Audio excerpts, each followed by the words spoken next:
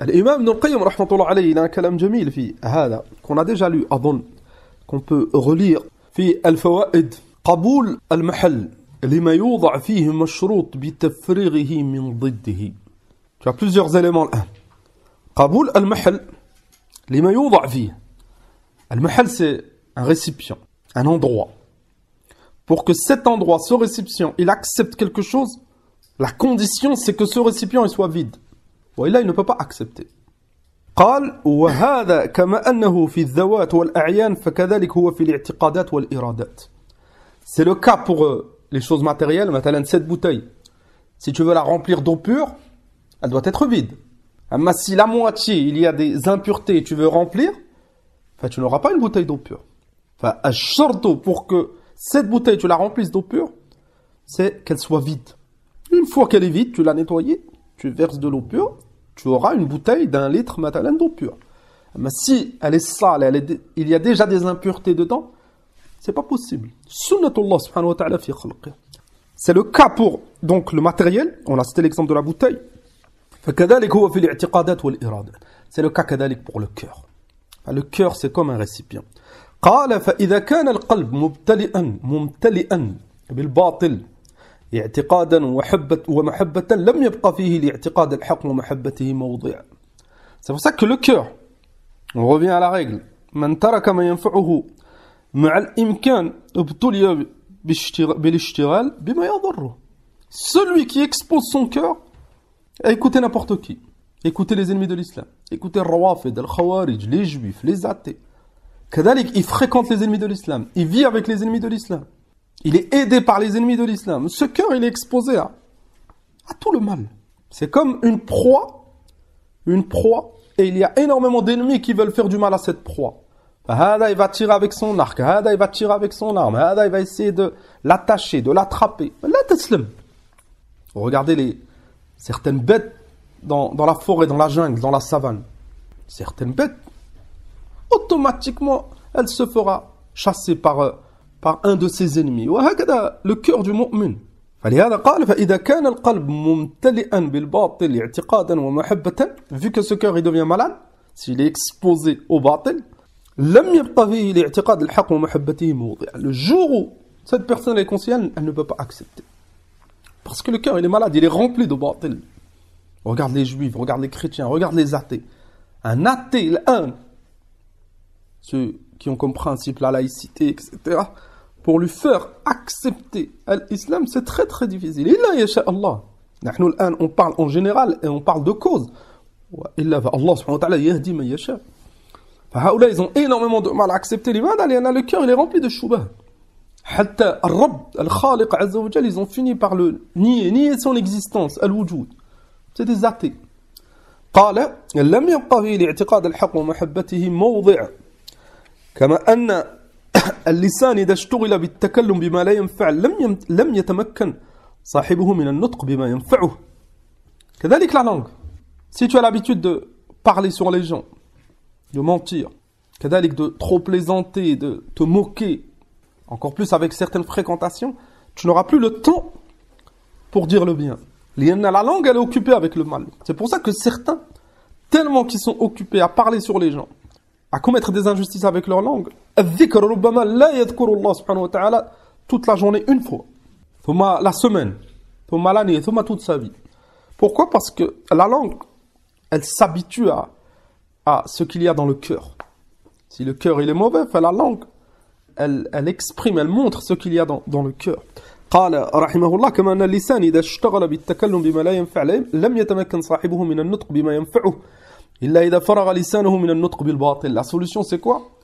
C'est كما قال النبي صلى الله عليه وسلم من كان يؤمن بالله واليوم الآخر فليقل خيرا أو ليصمت. Se taire.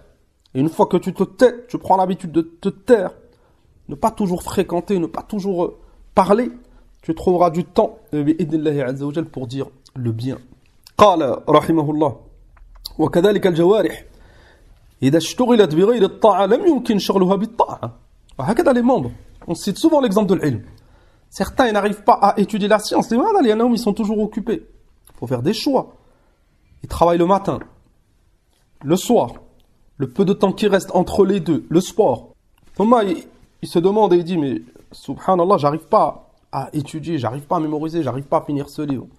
C'est pas que tu n'arrives pas, c'est que tu as une mauvaise méthodologie. Tu es un être humain, si ton corps, il est occupé toute la journée par dunya, quand est-ce que tu vas pouvoir étudier? فلهذا العلماء بعض العلماء tellement qu'ils étudient l'ilm, وقال l'imam Shafi'i من طلب الحديث أفلس. Tellement qu'ils étudient ilm al-hadith et autres, ils sont devenus pauvres. Eux, c'est l'inverse. Tellement qu'ils ont étudié et ils sont rentrés dans la science, ils n'avaient plus le temps pour travailler. بعضهم, ils ont vendu le bois de leur maison. بعضهم, l'imam Shu'ba, rahmatullah alayh, ils ont vendu, sa mère, elle a vendu la vaisselle pour qu'ils puissent continuer l'ilm. انظروا l'option, elle lui a pas dit délaisse l'ilm et ad-dunya. Là, ils ont tellement qu'ils ont fait des efforts et ils savaient que l'ilm c'était l'essentiel et ils voulaient continuer. Ils ont vendu la vaisselle de la maison pour qu'ils puissent continuer. C'est devenu des imams et Allah subhanahu wa ta'ala fatah alayhim. Ils ont mangé, ils avaient des maisons et ils sont morts comme tout le monde. Certains imams, tellement qu'ils étudiaient l'ilm, ils arrivaient à un moment, ils n'avaient plus de quoi manger. Ils arrivaient à un moment, ils tombaient malades tellement qu'ils n'avaient plus de quoi manger. Et Allah subhanahu wa ta'ala kana yaftah alayhim. C'est un niveau, où on n'est pas capable. Mais on doit faire attention à l'autre extrême. On pense qu'à donner, et à la fin, on n'a plus de temps pour étudier. Un jour, tu mourras. L'étude de la science, c'est obligatoire. Talabul ilm faridatun ala kulli muslim. Une partie de la science, elle est obligatoire pour tout le monde. Tu dois apprendre tawhid, tu dois apprendre la foi, tu dois apprendre à faire salat. C'est obligatoire pour tout le monde. Et les adorations que tu as besoin, les adorations plutôt qui sont obligatoires pour toi, tu es obligé d'apprendre comment les faire. Si même ces adorations, certains, maintenant, ça fait 10 ans, 15 ans, 20 ans, ils sont dans le tin, ils ne connaissent pas encore tawhid. Ils ne font pas salat correctement. Ils ont de l'argent, ils ne savent pas comment sortir le zakat. Ils sont tombés dans une fitna azima. Pourquoi? Parce qu'ils se sont occupés avec des choses néfastes. Ad-dunya, c'est très néfaste. Et ils ont délaissé leurs obligations. Ça ne veut pas dire qu'on ne doit pas travailler, comme on répète souvent. Là, si tu donnes le haqq à ta religion, les adorations, la science, au moins le minimum que tu as besoin, et en parallèle tu travailles dans le halal, travailler dans le halal avec une bonne intention, c'est une adoration. Les prophètes et les messagers, ils ont travaillé. Les compagnons, radiyallahu anhum, ils ont travaillé. On ne parle pas de ça, on parle de celui qui remplit son cœur avec dunya. Et ses membres, ils font plus que bouger pour ce bas monde, et il n'a plus de place pour la vérité, pour l'adoration, pour la science. Son cœur, il est malade. Et il est tombé dans cette fitna que Ibn al-Qayyim il a cité هنا. قال رحمه الله وكذلك الجوارح إذا اشتغلت بغير الطاعة لم يمكن شغلها بالطاعة إلا إذا فرغها من ضدها. C'est comme les maladies du corps. Parmi les principes de la médecine, c'est avant de pouvoir soigner, il faut déjà éradiquer le virus, la maladie. Maintenant, certains ils ont des graves problèmes aux bras, aux jambes. Des fois, la solution, c'est l'amputation.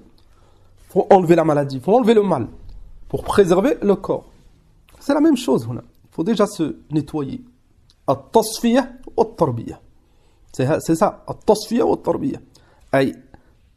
Purifier au départ, thumma construire, éduquer.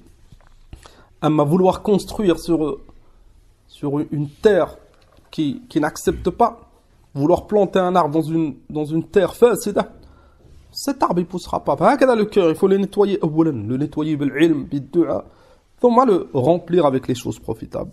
Tout ça en s'écartant du faux. قال رحمه الله فكذلك القلب المشغول بمحبة غير الله وإرادته والشوق إليه والأنس به لا يمكن شغله بمحبة الله وإرادته وحبه والشوق إلى لقائه إلا بتفريغه من تعلقه بغيره. هذا on le voit dans certains maintenant à notre époque, ils ont occupé leur cœur. Si on prend le mahabba, l'amour, ils aiment maintenant des footballeurs ou des chanteurs. Tellement qu'il aime ce footballeur, maintenant, son cœur il se remplit de mahabba, il essaye de lui ressembler. Sa vie, elle est conditionnée à sa star, la star qui suit. Il pense qu'à cela, il voyage pour le voir, il essaie de lui ressembler, il éduque ses enfants pour qu'ils deviennent comme lui. Et il oublie Allah subhanahu wa ta'ala. Il oublie que son guide, c'est le messager d'Allah, alayhi salatu wassalam. Même si tu lui expliques, tu lui montres, il va t'écouter peut-être. Là, le cœur, il est rempli. Dès que tu vas partir, 10 minutes après, c'est reparti. Mais ceux qui ont réservé leur cœur pour l'amour d'Allah subhanahu wa ta'ala, il ne peut pas aimer un ennemi d'Allah azza wa jalla, footballeur ou autre. Il va aimer par rapport à l'amour d'Allah. Parce que dans son cœur, c'est rempli d'amour d'Allah Azza wa Jal. Enfin, si un amour, il veut pénétrer dans ce cœur, c'est par rapport à l'amour d'Allah. Si c'est un ennemi de l'islam, abadan. Même si c'est un proche, il le détestera fillah, sans être injuste. Celui qui a le cœur vide, l'amour d'autre qu'Allah, elle s'installe dans ce cœur, toute sa vie, ça sera par rapport à l'amour de ce footballeur ou autre. C'est ce qui se passe. Comme on a cité le modèle. لَقَدْ كَانَ لَكُمْ فِي رَسُولِ اللَّهِ أُسْوَةٌ حَسَنَةٌ. Le modèle pour les croyants, c'est le prophète Mohammed. Imaginez ceux qui éduquent leurs enfants depuis leur jeune âge. Le cœur de l'enfant, au départ, c'est ce qu'on appelle al-fitra. Il est prêt à accepter la vérité. Comme قال النبي صلى الله عليه وسلم كل مولود يولد على الفطرة فأبواه يهودانه أو يمجسانه أو ينصرانه. C'est les parents. Cet enfant entasse son cœur au départ. Il est على الفطرة. Il n'y a pas de batil, il n'y a pas de faux dedans. Bel, il accepte la vérité, il y a la vérité. L'enfant, il reconnaît Allah subhanahu wa ta'ala, il l'accepte, il aime les prophètes, les messagers. Tu verras jamais un enfant au départ, il te dit là, Anna, j'ai pas envie de croire en Allah. Là, ne me parle pas des prophètes et messagers. Abadan. N'importe quel enfant sur terre, si tu lui expliques, il accepte. Lakin, al-musiba, c'est les parents. Les parents, ils remplissent le cœur de leurs enfants de batil. À notre époque, le sport, les jeux vidéo, etc. Enfin, cet enfant mesquin, il est petit, il est prêt à accepter la vérité. Il est prêt à faire des efforts. C'est pour ça que les enfants, si très jeunes, ils fréquentent les assises de sciences et ils fréquentent les étudiants, etc. Enfin, ils commencent à mémoriser, à lire, à apprendre. Ils aiment hada, en général. Enfin, ils détruisent les cœurs de leurs enfants. Dès le plus jeune âge, l'enfant, il ne sait même pas encore s'asseoir, et il lui passe déjà le téléphone. Avec des vidéos, avec des dessins animés, avec des choses, la musique. Cet enfant, il grandit, il tombe le sport. Il tombe les études, il faut absolument un diplôme. Quand aussi, il n'a pas de diplôme, il va mourir de faim. Le cœur de cet enfant, il est détruit. Il arrive à 18 ans, 20 ans.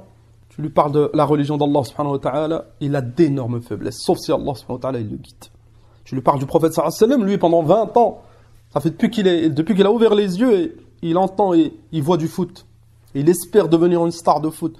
Le jour où tu lui parles du prophète Mohammed alayhi salam, peut-être que ça ne lui parle pas. Pourtant, peut-être que c'est un musulman. Les parents, ils lui ont fait énormément de mal. Ça c'est un dars pour nous. On doit s'occuper avec le bien, occuper nos proches avec le bien. On fait attention au mal. Le mal, ça fait du mal. Wala boud. On essaie de terminer. Qala rahimahullah. لا يمكن شغله بمحبة الله وإرادته وحبه والشوق إلى لقائه إلا بتفريغه من تعلقه بغيره ولا حركة اللسان بذكره والجوارح بخدمته إلا إذا فرغها من ذكر غيره وخدمته. Ça montre qu'on doit faire des efforts pour se guérir, pour se purifier, que ce soit nos cœurs, nos langues et nos membres. Une fois qu'on est purifié, on pourra faire des efforts.